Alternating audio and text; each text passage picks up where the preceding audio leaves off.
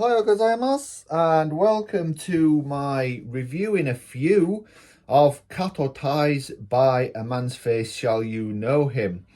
A wonderful title and a very, very interesting film that, thanks to Radiance, is just one of a handful of key Kato films to be available. His work before now was outside of Japan, almost entirely unknown, unseen, and his name, if anyone knew it, was either as the nephew of the great pre-World War II director Yamanaka Sadao, director of Humanity and Paper Balloons, or as a sometime assistant to Kurosawa Akira. The latter of these jobs, roles, not that being a nephew is a job, is one that actually feeds into, I think, By a Man's Face Shall You Know Him, because there are some significant and productive parallels to trace between this film and several Kurosawa films, which I will come back to. I think one of the key things about this particular film is the extent to which it shows, and I think Japan is a great example of this, how popular genre material can be a vehicle for serious social and political themes, without having to, as it were, scrimp and save on the entertainment value. The genre in question in this film is, of course, the yakuza film, and the typical turf war fought by rival gangs is here elaborated on to have the Japanese against Korean immigrants. The film is set in post-World War II Japan and concerns a plot of land that is contested. There has always, since the Japanese occupation of Korea, and even before, been a very strong tension. This is something that a lot of filmmakers around this time, particularly those from the new wave, were picking up on and exploring. Oshima in particular made several films about Korean immigrants and their sort of secondary, at best, status in Japan, their mistreatment by the Japanese. And this is something that Kato Tai maps onto a typical turf war in By a Man's Face Shall You Know Him. It unfolds in flashback as the protagonist, who is a doctor, is faced with a surprising patient, and whilst operating on him, flashes back or thinks back to how they became acquainted. The patient is a Korean, and he was associated with a gang of Koreans who were causing a lot of trouble in the small enclosed space, a marketplace, typically, which represents the sort of nascent capitalism of post-World War II Japan.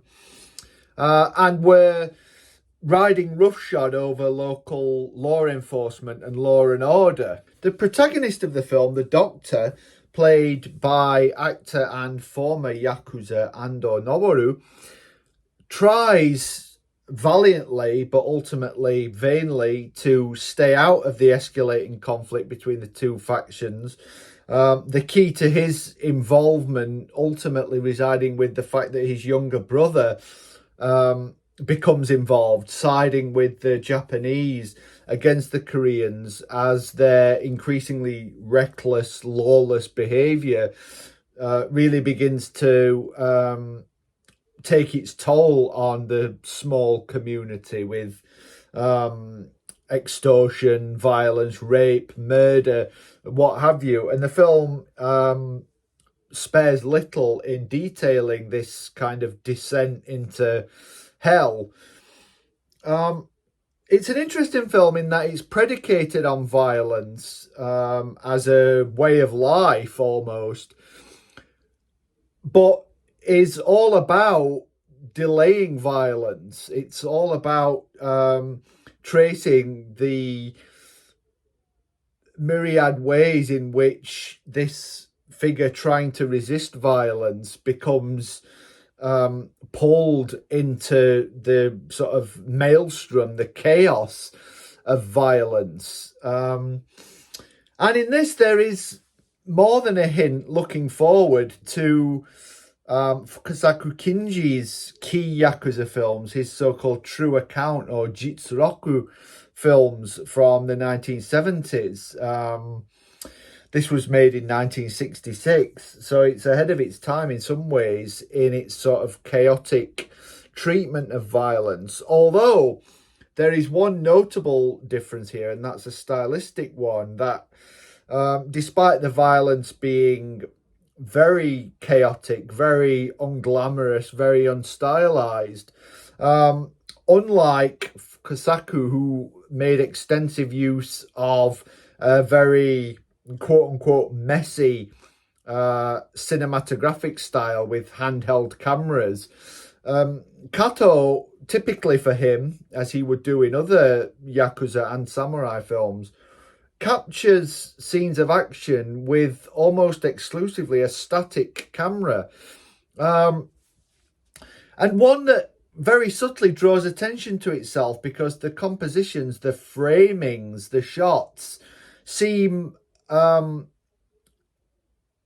designed to draw attention to off-screen more than on-screen space. That is, a lot of the key action of any given shot seems to take place as much off-screen as it does on-screen.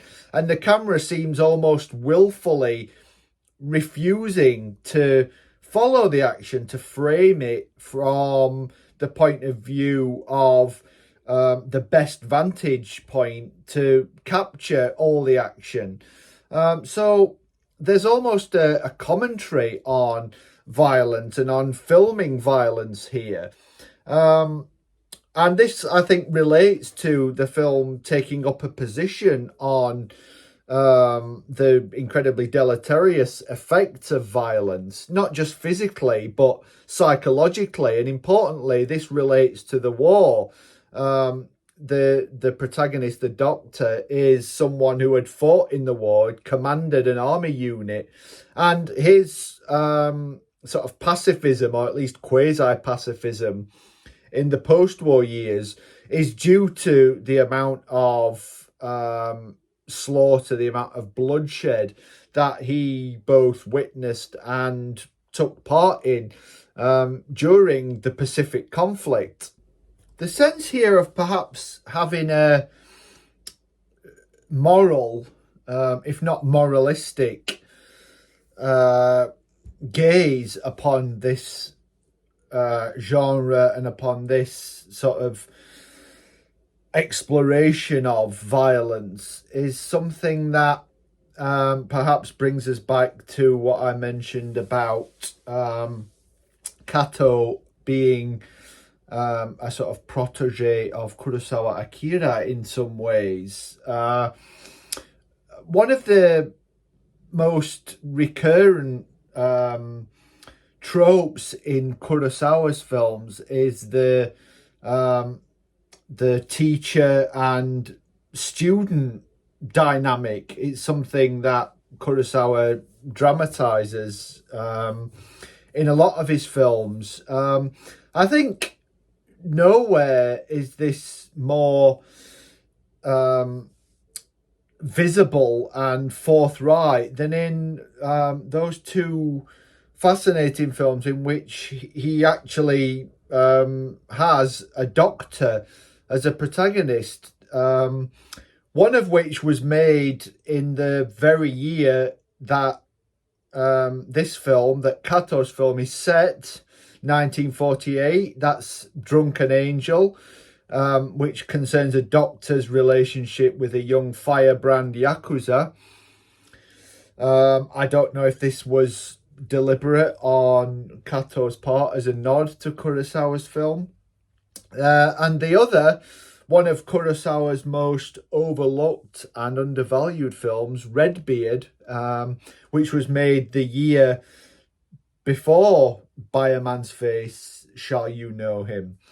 The Doctor in Redbeard is someone who himself is drawn into a violent conflict. So there is perhaps a sort of narrative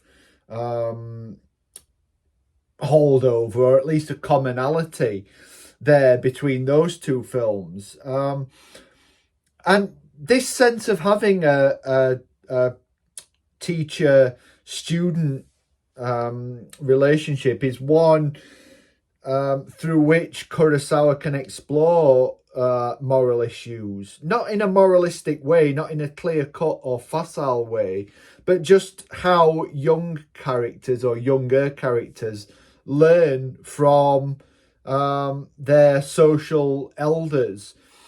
That's something that Kato does not replicate here. There's no sense of a sort of younger protege of the Doctor played by Ando.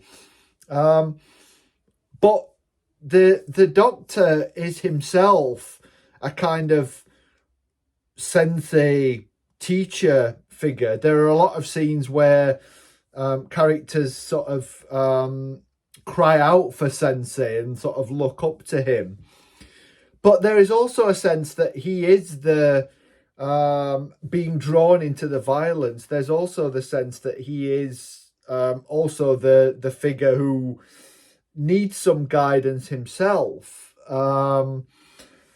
So we get the two characters on either side of this Kurosawa sort of dyad and hierarchical relationship, sort of as it were, combined into one here. And that's one of the other fascinating aspects of this film, I think. It's a film that takes place between two very, very meaningful shots. The opening shot, which you can see now, contrasts with the final shot, which you can see right about now. We have this opening shot where we very much, which is a long take, typical for Kato. He likes long static takes, where we can see the actor's face, the man's face in profile, in close-up, and the final shot where we can see the actor's face, the man's face of the title, in a frontal close-up, edging into an extreme close-up. So this is the face by which we shall know him. I think the import of the title is not necessarily a man's face as in gender, but man's face as in